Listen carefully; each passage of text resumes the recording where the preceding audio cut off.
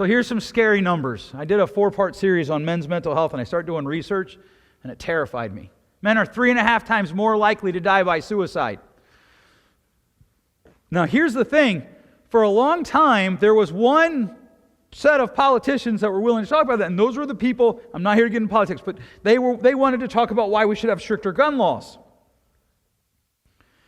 The problem with that they found was when you go across the pond, known as the Atlantic Ocean, gun laws are much, much stricter, and men are still 3.5 times more likely to die by suicide. As one researcher put it, the only way we can attribute this is that once men make the decision, they are so far down the path that there's very little stopping them. A guy that I went to college with, his name was Josh. I was on his first date with him and his wife. Died by suicide when he was 40.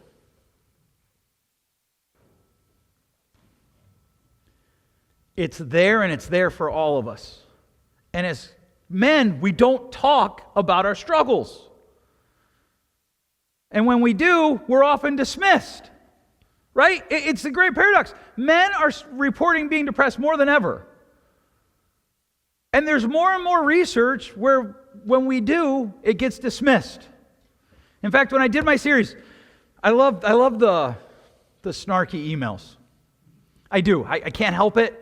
I probably could help it. I don't want to help it. I enjoy reading the snarky emails. I literally take them home and read them to my family in like a dramatic voice.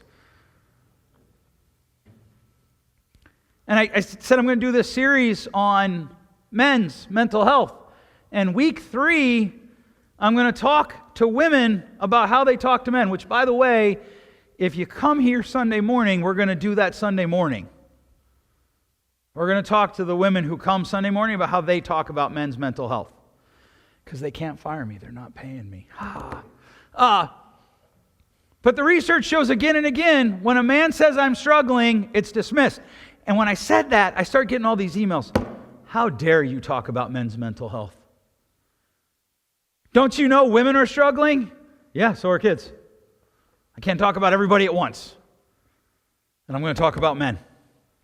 Men are lonely.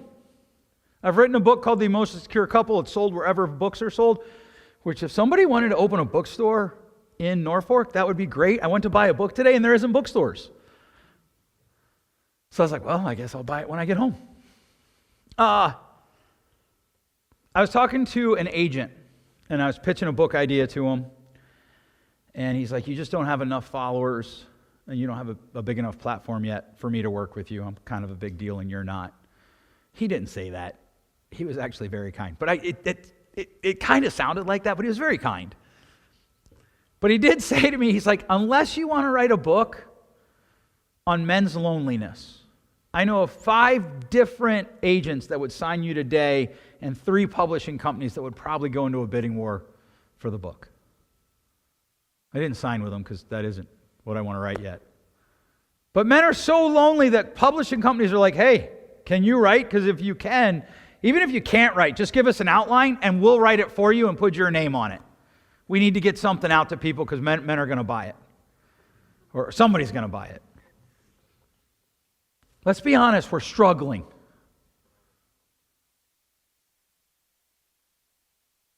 Do you know how many men I talk to and they're like, look, I would never actually hurt myself, but there are mornings when I wake up and I'm like, oh, I was kind of hoping that I wouldn't. I had one guy tell me, he's like, the first 10 minutes when I wake up are the worst 10 minutes of my day. Because I have to fight every problem that I know is out there in my head right then.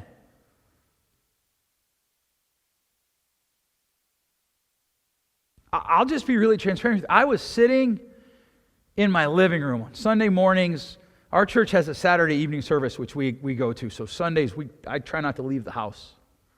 And so I get up Sunday mornings and I brew a pot of coffee for me and a pot for the rest of the family. And I have a newspaper delivered to my house for the weekends. And I sit in my chair and I read. And I sat there and I drank 1 cup of coffee. I didn't read. 2 cups of coffee, didn't read. 3 cups of coffee, didn't read. And I realized, I was like, man, what's going on? I don't enjoy anything that I normally enjoy. I go to the gym and it tastes like gravel in my mouth. I'm like, I am sad. We've lost that word in our society.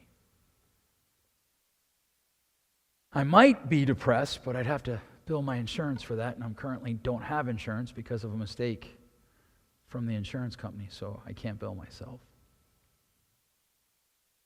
Because my wife and I were just talking about it. Because the last 18 months have felt like a horse with freshly shod shoes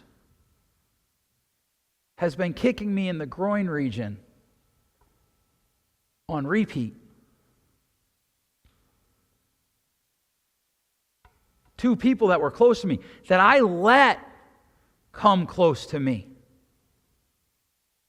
that I invited into my life, that I invited into my home, intentionally wronged me. There's no way it got, and it cost me hundreds of thousands of dollars that I didn't have.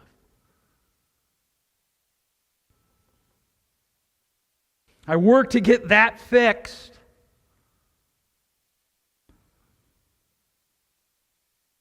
And a problem happens with a vendor that I have no control over, and they're like, whoops, sorry. They just took money out of my bank account. Well, we'll get it back to you in 90 to 120 days. Oh, okay. Now here's the thing. I got to pay bills. I got to pay payroll. I have employees who have families that depend on me being able to write that check.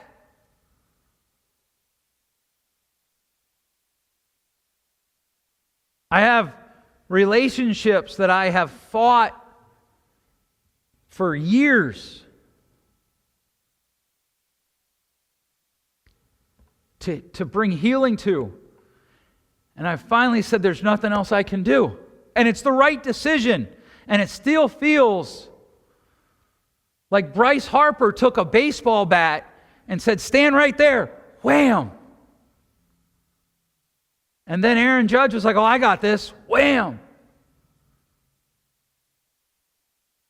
I opened my Bible to read it, and it just there. And my son's like, hey, Dad, do you want to play F1? What? Do you want to play F1? It's decision time. Every fight starts with a decision. Every time you fight, it starts with a decision. Here's the thing. I started to read the scriptures and realized we're not alone. We're going to read a lot of scripture. Job 6:11 to 13. What is my strength that I should wait? And what is my end that I should be patient? Is my strength the strength of stones, or is my flesh bronze? Have I any help in me when resource is driven from me? In other words, can I go on? You ever been there? You ever thought, what am I doing?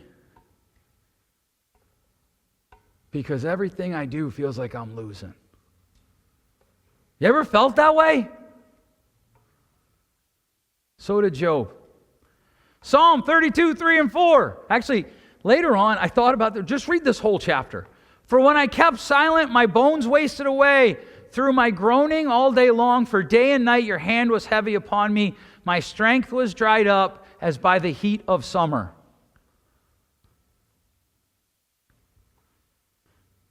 You ever felt like, I do not have any more to give?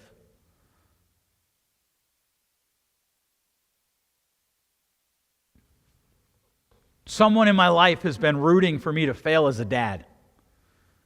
Now, he wouldn't say that, but literally when I had little kids and they would love on me, he'd be like, just wait. When they're preteens, and then when they were preteens, he'd be like, just wait till they're teens. Then they were teens, just wait till they're in high school. And then they were in high school, just wait till they get in college. Well, I have bad news for that someone. I have 2 college students. I work Monday to Wednesday. I typically leave the house at 7. I get home about 9:30, quarter at 10 at night, not 2 hours later. And I'm old. I want to go to bed. I want to read. I want to hear the fan running. And I want quiet. And my kids are standing in my room. They don't stop talking about their day, about their boyfriends. Dad, what do you think about this? What do you think about that? Listen to what my prof said. Can you believe this? Did you hear about this? Let's talk about that. And I love it. I want to be really clear. I love it. And there's been more than one night where I'm like, I don't know that I have the energy. I just don't know that I have the energy. Little ADHD moment here. This isn't going to be like this the whole weekend. But I have a belief that we have to brutally accept what is before we can talk about what healing looks like. If I go to the doctor and I have cancer, I don't want him saying to me, you have a cold. I want him to tell me what I have.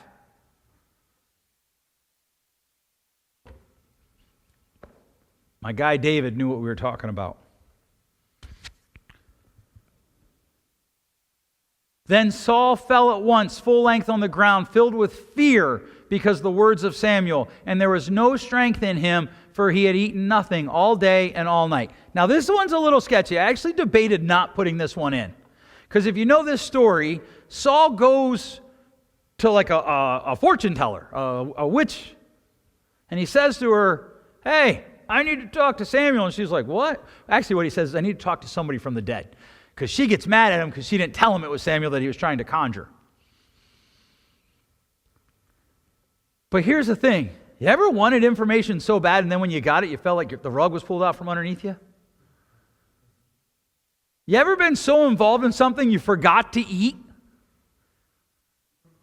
Last Monday, I was working in my office and I have lunch. Like lunch is my one meal of the day, and then the rest of the day I eat protein bars because I have like 10 minutes between clients if things go right.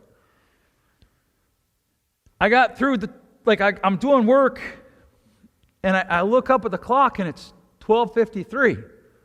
I have a client at 1. Oh, I forgot to eat. Thankfully, my 5 o'clock had to cancel, so I got to eat then. But I was wiped out.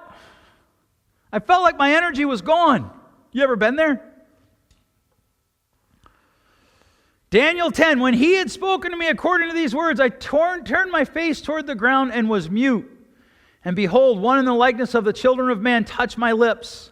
Then I opened my mouth and spoke. I said to him who stood before me, O my Lord, by reason of the vision, pains have come upon me, and I retain no strength. How can my Lord's servant talk with my Lord? For now no strength remains in me, and no breath is left in me.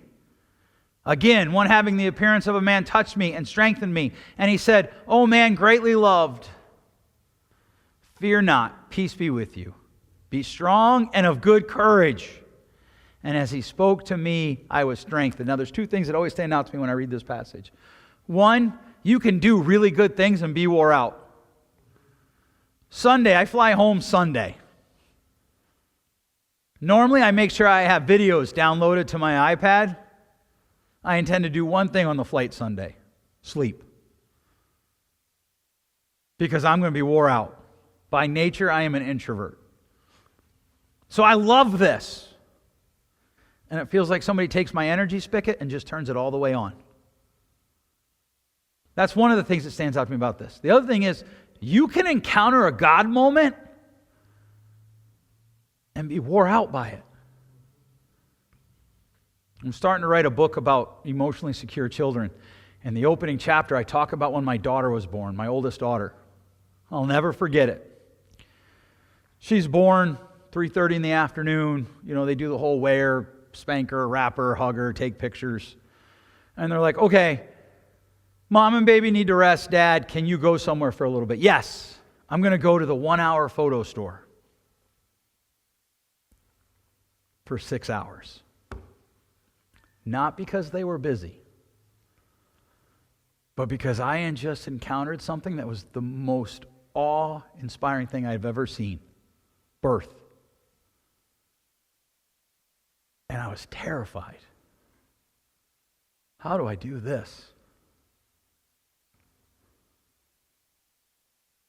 And then the second half of this says, "O man greatly loved."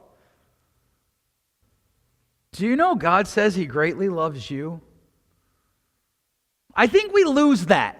I think in the era of superheroes and MCU universe and all of that stuff, we lose the reality that God of the universe said, "I love you." For God so loved the world.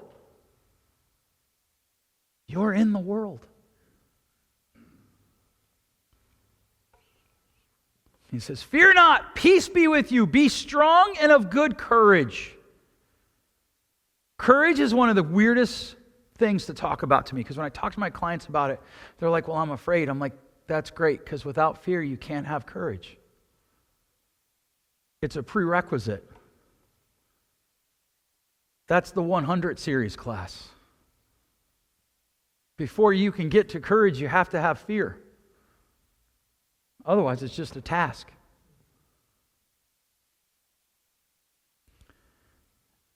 "And as he spoke to me, I was strengthened." That's my goal for this weekend. I want you to know that. Tomorrow when we leave, I want you to feel strengthened. I want you to be ready to fight the fight. We're going to define the fight, and then we're going to talk about how we do it. 1 Timothy 6:12, "Fight the good fight of the faith." It's such an interesting analogy to me, because here's the thing. In 2024, we don't really talk about fighting unless it's UFC, like those guys over there. Which, by the way, I hate UFC. Give me boxing any day of the week. Because it's, well, I don't really want to get in that. But fight the good fight. Now, we could stop there. In fact, I've thought about this, because one of the things, I'll be honest with you, I live in this world in a way, like my counseling practice does not have the word Christian in it. It's Joe Martino counseling, not Joe Martino Christian counseling. Intentionally. Because then I can go to public schools and I can present from my office. I can co-sponsor events. Wednesday night, we're doing a 3-week series on teens' mental health. The first week was the emotional life of teenagers. How do emotional lives work? And what do parents do about it? This past week, we're talking about relationships. I quoted the Bible 16 times. I just never said, "the Bible says." I said, "someone once wrote." And then I quoted scripture.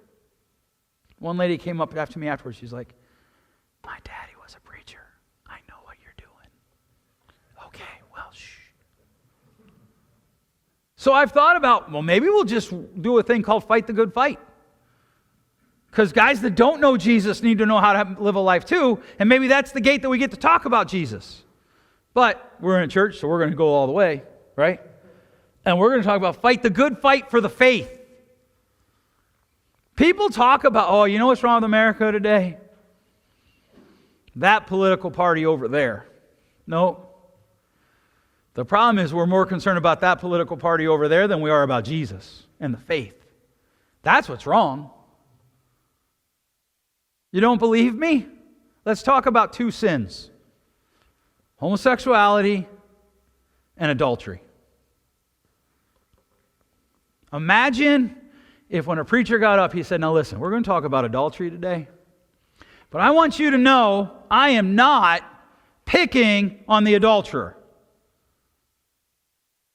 I do not think that there's anything wrong with the adulterer. I have friends that are adulterers." We'd be like, "What is wrong with this guy?" Now, for fun, go on YouTube and look up sermons. And start looking at how many times they introduce the conversation around the sin of homosexuality that way. You know why they do that? Because they don't want to get canceled. They don't want people to get mad. They don't want the politicians to pull their tax-exempt status.